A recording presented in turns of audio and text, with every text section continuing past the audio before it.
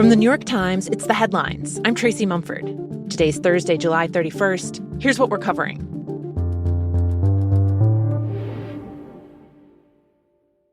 There's less than 24 hours to go until President Trump's trade deadline. Earlier this month, he threatened more than a dozen countries, including some of the U.S.'s closest allies, with steep tariffs if they didn't strike a deal before August 1st. And with time running out, multiple countries have agreed to new trade terms, some in just the last few hours. U.S. officials said Thailand and Cambodia came in under the wire, though the details haven't been made public. So did South Korea, which will face 15% tariffs, much higher than when Trump took office, but not as crippling as the 25% the president originally threatened. For some other countries, though, Trump's taking an increasingly hostile approach. Yesterday, he singled out India, criticizing the country on social media for its ties to Russia and China. And he announced that most products from India will face 25% tariffs starting tomorrow. President Trump's post to Truth Social was insulting. It was a slap to India. It was a humiliation to pretty much everyone who's invested a lot in this trade relationship. And people in India this Thursday morning are reeling, trying to figure out how best to adjust and accommodate the new reality. My colleague Alex Travelli is based in New Delhi. He says it's particularly shocking for major companies like Apple, who've spent the last few years moving their production out of China to India to try and avoid getting caught up in a trade war. Suddenly, the supply chain that goes through India looks like one of the riskiest of all. And in another aggressive trade move, Trump followed through on his threat to slap a 50% tariff on Brazil.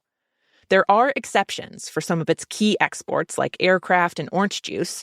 The U.S. imports almost all of its fresh orange juice from Brazil.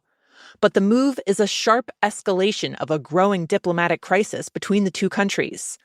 In addition to the tariffs, the Trump administration also slapped sanctions on one of Brazil's Supreme Court justices. Trump is targeting Brazil, and that judge in particular, for what he claims is the political persecution of his ally, the country's former far-right president, Jair Bolsonaro. Bolsonaro's been called the Trump of the tropics, and he's about to stand trial on charges that he orchestrated an attempted coup after he lost re-election. Trump wants Brazil to drop those charges and has folded that issue into his trade demands. In an interview with The Times, Brazil's current president said, quote, "If he wants to talk trade, let's sit down and discuss trade, but you can't mix everything together."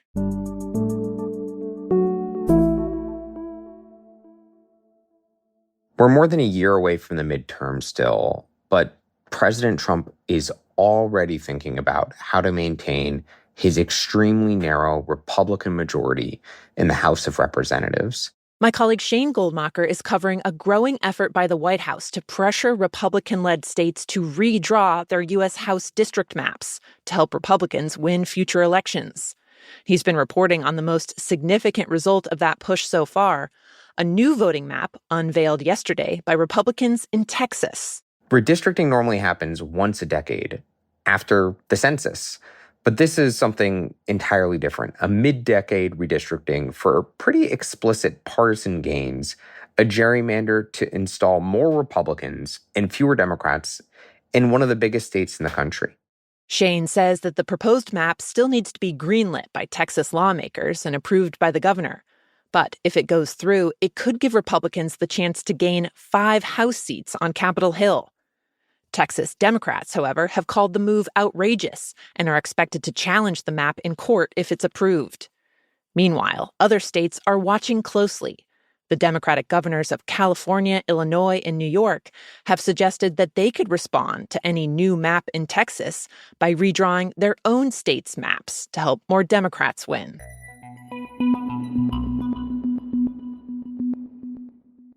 Now, 3 more updates out of Washington.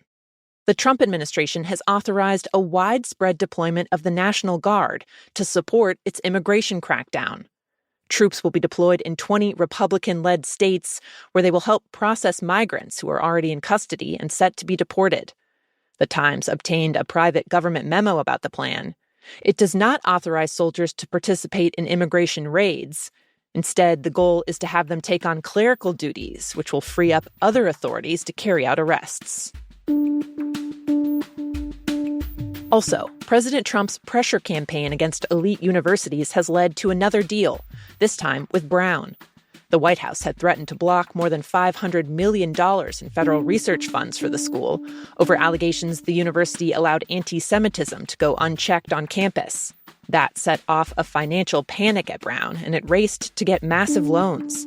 Now, Brown has agreed to pay $50 million, and it said it will comply with the Trump administration's vision on policies like restricting trans athletes' participation in sports. In exchange, the government will restore federal funding and promised that it will not try to dictate the school's curriculum or, quote, academic speech, measures it's threatened to take at other schools. And today, we decided to leave our policy rate where it's been, which I would characterize as modestly restrictive. As expected, the Federal Reserve announced yesterday that it's keeping interest rates steady. That decision, though, was one of the most contentious in decades. The Fed governors that vote on what to do with interest rates were split, and two of them opposed the decision.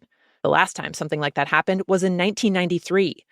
The dissenting governors were both appointed to the Fed by Trump. And the rare fracture comes as Trump's been forcefully demanding that the central bank lower rates, which he says will juice the economy.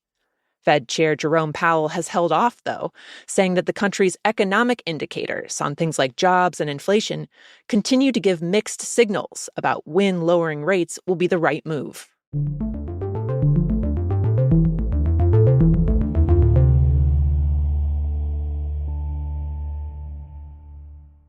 And finally, a huge chunk of the world from Japan to Alaska was on edge yesterday for tsunami warnings, triggered by the massive earthquake near Russia. There were sirens, evacuations, people were braced for massive damage, but the big waves never really showed. And while there was some flooding, so far there are no reports of casualties. So the question is, how did such a powerful earthquake produce such a weak tsunami? As one geophysicist told The Times, there's big, and then there's really, really, really big. The earthquake had an estimated magnitude of 8.7 or 8.8. By contrast, quakes that triggered catastrophic tsunamis in the past, like the ones that hit Indonesia in 2004 or Japan in 2011, were a 9. Those numbers seem close, 8.7, 9, but because the scale that scientists use to measure quakes is logarithmic, there's actually a significant difference. A magnitude 9 has about 10 times the energy of an 8.7. There could be other factors at play too. Not all earthquakes and tsunamis are created equal. What was notable this time, though, is how the early warning system has developed. An earthquake struck in almost the exact same spot back in 1952. That triggered a 12-foot wave that reached Hawaii with almost no warning. This time, people had several hours heads up. It's kind of a better safe than sorry situation, the geologist told The Times. Quote, warnings went out. This is a big success. Those are the headlines. Today on The Daily, a look at the Trump administration's most aggressive push yet to end the fight against climate change. That's up next if you're listening in our New York Times app, or you can listen wherever you get your podcasts. I'm Tracy Mumford. We'll be back tomorrow.